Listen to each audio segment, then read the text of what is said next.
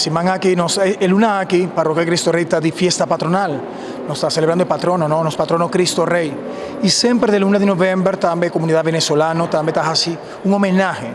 Y en nos marco de fiesta patronal, también nos está honra la Virgen de Chiquinquirá, que en Parroquia Cristo Rey también está dando un espacio para nos honra a Mamá de Dios. En el caso aquí, la vocación de la Virgen de Chiquinquirá, y nos Parroquia Cristo Rey, a 18 de noviembre, a preparar una bonita fiesta aquí. Es fiesta de patronal de parroquia aquí, el 1 de noviembre.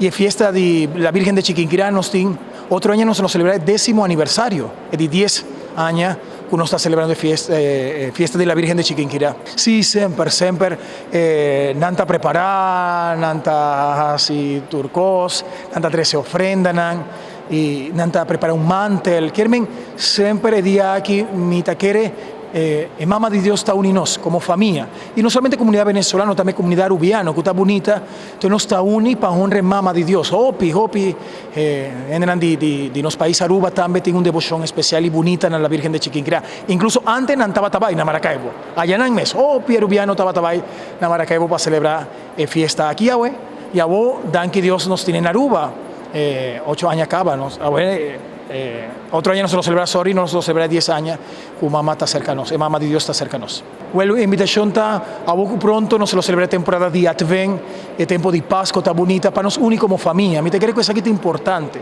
ese es mi papá puede predicar. Kiko está haciendo fuerte, grande, delante de Dios, ahora nos está unido. Ahora nos está unido, nos está valente, nos está fuerte, nos por lograr ópicos. Separar de otro no, unir. Y me te creo que mamá de Dios ahora aparece. Esta va a estar su intención, para nos unir como pueblo y celebrar fe aquí, diciendo que nos turta ayunan de Dios y que Dios siempre está percurar para cada uno de nosotros. Especialmente esta una temporada que nos lo celebra pronto, Advent y Pascua de Nacimiento, tengo oportunidad para como familia unir y celebrar el nacimiento de nuestro buen Dios.